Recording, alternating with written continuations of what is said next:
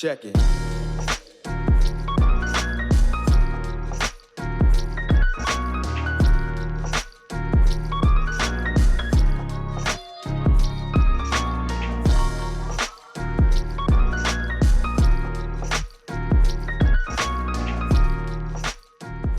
Hey everyone, and welcome back to the channel, or if it's your first time here, welcome especially. I'm Sally, and it means a lot that you've stopped by. Today I am talking about a very important topic, and that is diving into the issue of estrogen dominance, specifically the question of how to beat estrogen dominance. Estrogen dominance is very common, but that doesn't mean it's normal. Believe it or not, it is not normal, or at least in line with your body's design, to have incredibly painful periods every month, or to have really bad PMS symptoms, or to have fibrocystic breasts or fibroninomas in your breast, as I do. And, I guess in moderation, that's one thing, but when these things are taken to the extreme and we're told by society that this is just how we're supposed to live, we are really missing a big part of the picture. So I've been on this journey to correct my own hormonal imbalances, reduce my own, we'll say, estrogen dominance. And I'm just gonna take you through little bits of my day, sharing with you what I have been doing to correct this. But the first thing I wanna talk about is blood sugar balance. As I have just finished up my breakfast, I am sipping on my coffee as we speak. Blood sugar balance is really, really instrumental in reducing cortisol and preventing living in this stressed out state all the time. When your blood sugar gets too low, your cortisol levels are rising. This happens to wake you up in the morning, for instance. When you're fasted, your cortisol levels are rising, or rather when you're sleeping, cortisol levels are rising to wake you up in the morning, and they pretty much continue to rise until you eat early in the morning, ideally early in the morning. But if you let your cortisol levels rise too much, or if you are living in this chronically stressed out state, that affects your progesterone. Cortisol tends to drive your progesterone down, and lower progesterone obviously is going to mean that your ratio between progesterone and estrogen is out of balance. So there we go, higher estrogen. All of that goes to say, by helping to balance out our blood sugar, we can prevent this imbalance hormonally as well. So there are a few things that are really important when it comes to blood sugar balance. I know many of you have heard them before, but number one is going to be eating within the first 30 minutes to hour of waking up. We talked about how that cortisol is rising when you wake up. We want to kind of nip that in the butt. It's important to cycle properly, but not to just let it rise throughout the day. So I am not a proponent by any means of intermittent fasting. I know some people have seen short-term benefits from that, but there really isn't any research. I have looked for it. There really isn't any research on women for the long-term effects of intermittent fasting, and all of the evidence otherwise that I have seen suggests that it could have that negative effect on progesterone and thus estrogen levels in the long run. So eat within the first 30 minutes to 1 hour of waking up. We always want to make sure we are balancing a protein, a carb, and a fat. I focus on my protein and carbohydrates, and I eat whole food sources of food, which means that I am getting those fats in pretty naturally, which is helping me not go crazy in terms of the amount of calories I am eating in a day or end up having too much. But balancing protein, carbs, and fat. And then this can be really hard.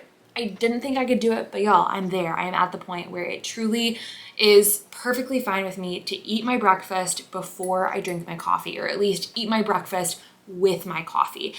Caffeine and coffee can actually be incredibly supportive to the body, but if we have coffee or caffeine of any variety on an empty stomach, it once again causes our cortisol levels to rise and puts us in that fight or flight state, living off those stress hormones, which is going to negatively affect the rest of our hormones. Speaking of coffee, I want to take just a second to tell y'all about a product I have been loving, and that is Purity Coffee. When it comes to reducing excess estrogen in our bodies, something that is really helpful and plays a bigger role than you might imagine is reducing your exposure to environmental toxins, because these are all messing with your system, messing with your hormones. And unfortunately, coffee is an area where a lot of these toxins can often be found, whether it's because of how it's grown, the process, or the storage. But Purity is dedicated to providing, as the name suggests, a pure, clean product. They test extensively for mold, which again creeps into your coffee more than you would like to think. They test extensively for mold and for mycotoxins, and they formulate their coffee to be especially high in antioxidants and easy on the system. Not only that, but they are dedicated to regenerative and biodynamic farming, and they work closely with a number of smaller farms to provide a really not only clean but delicious product. So this is Flow. It is their original blend, and it is a medium roast, which I love. I am a medium roast girl all the way, but it is formulated for overall health, physical and mental performance, and increased mental focus. The taste profile is roasted nuts, dark chocolate, and a juicy apple-like high notes, or juicy apple-like high notes. And then we have this one over here, which is what I am enjoying today and have been enjoying for the last few days, and it is Protect, designed especially for liver vitality, which is another point in today's video when it comes to reducing estrogen dominance, is going to be supporting your liver, because your liver is instrumental in filtering out excess estrogen. So there's some bigger pillars that I would say come first when it comes to supporting your liver, but then adding something like this in, it tastes phenomenal. It is like, regular coffee, could be a helpful step. So this is formulated for liver support, metabolic vitality, and antioxidant support. I believe it is their highest in antioxidants of their blends, and the taste profile is toasted hazelnut, hint of brown sugar, and it has sweet, juicy notes. I have been loving this so much. So I don't tend to get jittery from coffee in the first place or get an upset stomach, thank God. The acidity does not bother me, but I know with some people it does. I have heard that this coffee has less of a negative effect on people's bellies who kind of struggle with the acidity. So if that's you and you love coffee, it's definitely something to check out. Again, this video isn't sponsored by any means, but I love this product, and Purity was kind enough to offer me a discount code to share with you. So Sally20 for 20% off at least your first order of Purity coffee. When it comes to the main pillars of liver support, we'll say we're honestly going to see a ton of overlap with the other points discussed in this video. So first of all, eating enough and a variety of protein, carbs, and fat. Balancing your blood sugar is going to be instrumental in supporting a healthy liver as well as a healthy rest of your body. Additionally, making sure we're able to get enough vitamins and minerals so that our body can function properly, so that our hormones can send their signals as they're supposed to, and our organs obviously are supported in their appropriate function. And digestion is going to be huge, which we'll talk about in just a minute, but supporting proper digestion, getting enough fiber. I have a list of a few things here to make sure I don't forget. Obviously staying hydrated.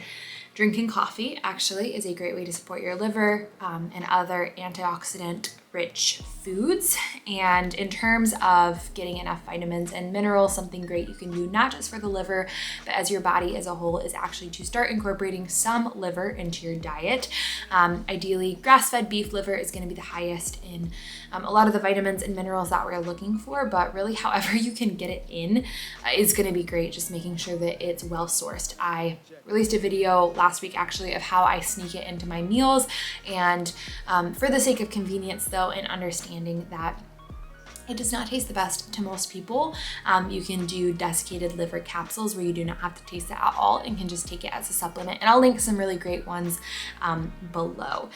And then additionally, just limiting processed foods, limiting excess alcohol, and as we already talked about in terms of coffee, reducing your environmental toxins as a whole. Just think about the fact that the liver's job is to filter out toxins from the body. And so it follows that anything we can do to reduce our toxic load will make the liver's job easier and thus help support it. So those are all great places to start. Just prioritizing the blood sugar balance, digestion, which we're about to talk about, reducing excess toxins in your environment, staying hydrated, all that good stuff. Next thing I'm doing is implementing a daily raw carrot or a raw carrot salad. The raw carrot salad traditionally is going to be carrot shredded or grated with coconut oil and apple cider vinegar. I don't remember off the top of my head what makes that combination ideal, but the biggest thing is honestly just prioritizing a raw carrot. It has to do with the insoluble fiber that is in carrots specifically, and it's crucial that they are not cooked in order for you to get the benefits of this. But that insoluble fiber does an awesome job of binding to the excess estrogen in your system and pulling it out through your digestive tract, which ties into the next big point, which is that of digestion. So digestion is really crucial when it comes to decreasing excess estrogen in your body, because if you're not pooping, if you're not having consistent bowel movements, you are not going to be able to get that estrogen out of your system. So what you want to look for is that you are having at least 1 to 3 is usually the recommendation, healthy bowel movements a day, and that you are getting plenty of fiber in your diet. Obviously, we don't want to take this to the extreme and just eat nonstop raw vegetables, but eating things like oats, like cooked green vegetables. Cooked green vegetables are going to, leafy greens specifically, cooking them is going to make sure that we are able to digest them better and that they don't end up causing so much digestive upset. But